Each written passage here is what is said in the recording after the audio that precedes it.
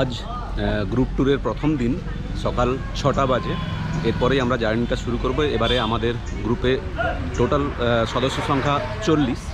আর আমাদের উদ্দেশ্য হচ্ছে বাঁকুড়ার ঝিলিমিলি, আর পশ্চিম মেদিনীপুরের গাড্রাসিনি এবং টাটানগরে আমাদের এই ট্যুরটাকে নিয়ে যাওয়া। তো টোটাল 4 দিনের ট্রিপ হবে। আজকে প্রথম দিন, এখনও পর্যন্ত সমস্ত ফ্যামিলি বাচ্চা কাচ্চারা সবাই এসে পৌঁছচ্ছে, এখনও সবাই এসে পৌঁছনি। আর আমাদের বাস রেডি হয়ে গেছে, সঙ্গে রাঁধুনি যাবে এবং খাওয়ার দাওয়ার জিনিসপত্র, রান্নাবান্নার জিনিসপত্র সবই বাসে উঠে গেছে। এবার সবাই এসে পৌঁছলে আমরা আমাদের এই জার্নিটা শুরু করব। বাসও রেডি, সমস্ত মেম্বাররাও বাইরে ওয়েট করছে, ভেতরে গরম বলে। এবারের ট্যুরটা অক্টোবরের প্রথম সপ্তাহে হওয়ার জন্য বৃষ্টির রেস এখনও কমেনি, আর মাঝে মাঝেই বৃষ্টি হয়ে চলছে। তবুও আজকে সকালে বৃষ্টিটা কম, সবাই এসে পৌঁছে গেছে। এবার আমাদের বাস ছাড়বে। বাসের ভেতরেও অনেকে উঠে গেছে, বাসের বাইরে ওয়েট করছে। নামটা বলুন। আনোয়ার। আনোয়ার দা আমাদেরকে এই পুরো 4 দিনের ট্যুরটা করাবেন।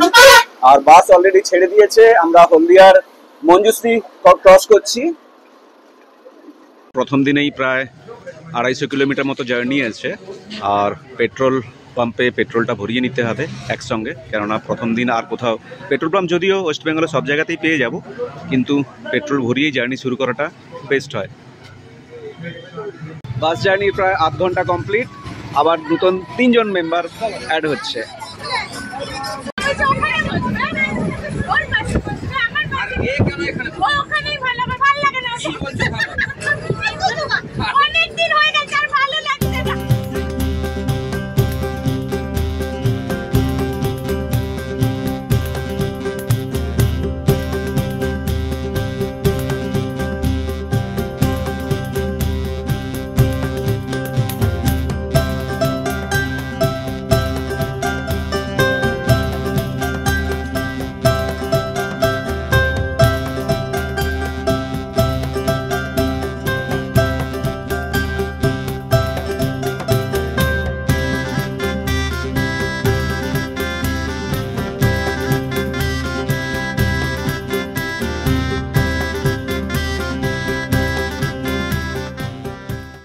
হলদিয়া থেকে প্রায় 5 ঘন্টার মতো জার্নি কমপ্লিট হলো। আমরা প্রথম যে স্পটটা এসে পৌঁছলাম সেটা হলো ঘাগরা ওয়াটারফলস।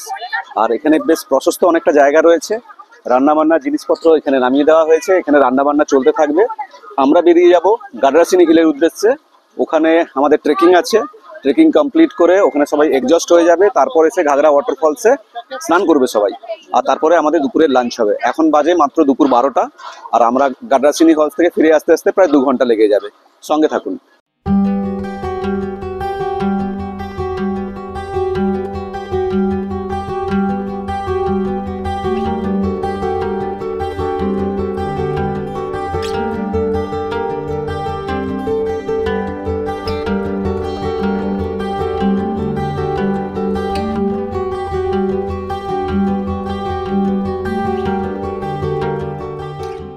গাড্রাসিনি পাহাড়ের পাদদেশে এসে পৌঁছে গেছি। বাস আর যাবে না, 100-200 মিটার আমাদেরকে পায়ে হেঁটে এগোতে হবে, তারপরে পাহাড় চড়া শুরু হবে। চলুন এগোনো যাক। বাস দাঁড়িয়ে গেছে, যত ছোট ছোট বাচ্চাগুলো ছিল সব ছুটে বেরিয়ে গেছে। ওদের মধ্যে আজকের প্রতিযোগিতা, কে প্রথম গাড্রাসিনি পাহাড়ে উঠতে পারবে। ওই সামনে সব ছুটে চলে গেছে। আশেপাশে জঙ্গল জঙ্গল। অর্পিতা একটু হাহা করো।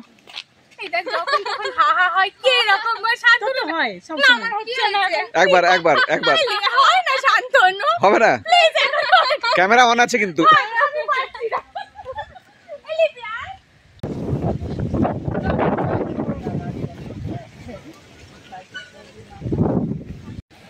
এবার পাহাড়ে ওঠার রাস্তা ধরে সবাই গাড্রাসিনি হিলে ওঠা শুরু করেছে। সমস্ত রকম আত্মবিশ্বাসের সঙ্গে, কনফিডেন্সের সঙ্গে সবাই এগিয়ে আসছে। আমার পেছনে দেখতে পাচ্ছেন পুরো গ্রুপ, আমাদের গ্রুপ। এই গ্রুপ গাড্রাসিনি পাহাড়ে চড়ার জন্য আসছে। বৃষ্টি হচ্ছে খুবই, কিন্তু বৃষ্টিকেও উপেক্ষা করে পাহাড়ে চড়ার উদ্যম নিয়ে এগিয়ে আসছে। আর আমাদের একটা ছোট খুদে, ওরও কোনো টেনশন নেই, ও আসছে, ও পাহাড়ে চড়বে। 5-6 জন আমাদের ছেলেমেয়েরা তারা অলরেডি পাহাড়ের উপরে চড়ে গেছে। এ সব থেকে ছোট আমাদের এই গ্রুপের মধ্যে, ও আজ পাহাড়ে চড়বে। আর সবাই লাইন ধরেই আসছে, পাহাড়ে উঠবে সবাই। চলো একটু ভালো করে মুখটা দেখি। হ্যালো, ওর মুখটা একটু ভালো করে দেখিয়ে দাও। অনেক সাবস্ক্রাইব করবে। হ্যাঁ ভালো করে বলো ওটা। সাবস্ক্রাইব করবে। হ্যাঁ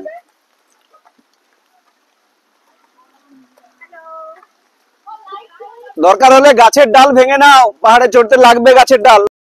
গাডরাসিনিতে এত বেশি বৃষ্টি হচ্ছিল, পুরো পাহাড়ে পর্যন্ত সবার চড়া হয়নি, অথচ সবাই ভিজে গেছে। এখন সবাই চলে এসছে, আমার পিছনে দেখতে পাচ্ছেন ঘাগরা ওয়াটারফলস। ঘাগরা ওয়াটারফলসে এসে সবাই দেখতে পাচ্ছেন জলে নেমে গেছে।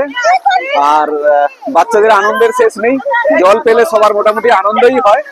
আর আমিও নেমে গেছি, যদি আমি ওখানে চেঞ্জ করিনি, কেন গাডরাসিনি হিলসে এত বেশি বৃষ্টিতে ভিজেছি পুরো ভেজা, তো সেখানে আর চেঞ্জ করার প্রশ্ন আসে না। একদম এখানে স্নান টান করার পরে তারপরেই আবার চেঞ্জ করব। ঘাগরাতে সবার স্নান শেষ হলো, এবার দুপুরের খাবারে আছে ভাত, আলু ভাজা, ডাল, পটল আলুর তরকারি, কাতলা মাছের কালিয়া আর আমের চাটনি। এখানে মোটামুটি একটা লাঞ্চ টেবিলের ব্যবস্থা হয়েছে, একদম সুন্দর ব্যবস্থা। হয়তো এখানে কোনো একটা দোকান লাগে বৃষ্টি না হলে, কিন্তু সেই দোকানটা এই মুহূর্তে নেই, সে থাকার জন্য এটাকেই সবাই লাঞ্চ টেবিল হিসাবে ইউজ করে নিচ্ছে। বৃষ্টি হয়ে চলেছে অনবরত, তো সে কারণে কোনো রকম একটা সেট বানিয়ে সবাই এর ভেতরেই দাঁড়িয়ে লাঞ্চ করে নিচ্ছে। তবে লাঞ্চটা ভালো হওয়ার জন্য দাঁড়িয়ে খেতেও কোনো অসুবিধে নেই।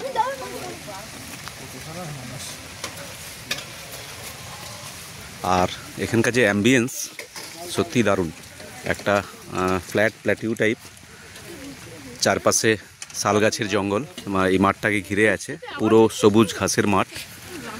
ওইখানে রান্না হয়েছিল, কিন্তু বৃষ্টির জন্য সব কিছু রান্নাবান্নার পরে এখানে শিফট করে নেওয়া হয়েছে। আর এখন এখানে দাঁড়িয়ে সবাই লাঞ্চটা করে নিচ্ছে। ঘাগরাতে প্রায় বিকেল 4টে বেজে গেছে, আবার সবাই বাসে উঠে গেছে। এবার আমাদের জার্নি শুরু হবে, আমরা সোজা পৌঁছবো ঝিলিমিলি। আমাদের রাত্রে যে থাকার ব্যবস্থা আছে, যে রিসর্টটা বুক করা আছে, সোজা ওখানে গিয়েই পৌঁছবো। সারাদিনের ট্যুরে এমনিতেও সবাই ক্লান্ত, এবার তাড়াতাড়ি বেরোতেই হবে।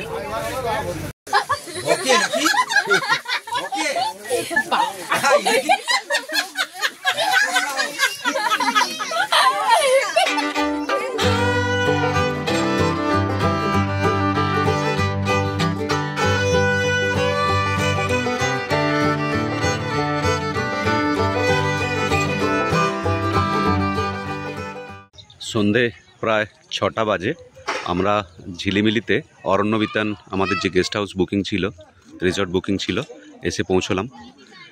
চারিদিকে লাইট জ্বলছে। কাল দিনের বেলা আপনাদেরকে দেখাবো এই রিসর্টটা ঘুরে। এক কথায় ভালো লেগে যাবে আপনাদের এই রিসর্টটা, এত সুন্দর, একদম রিমোট এরিয়াতে, খুব জাস্ট নতুন খুলেছে, 1 বছর মতো হলো।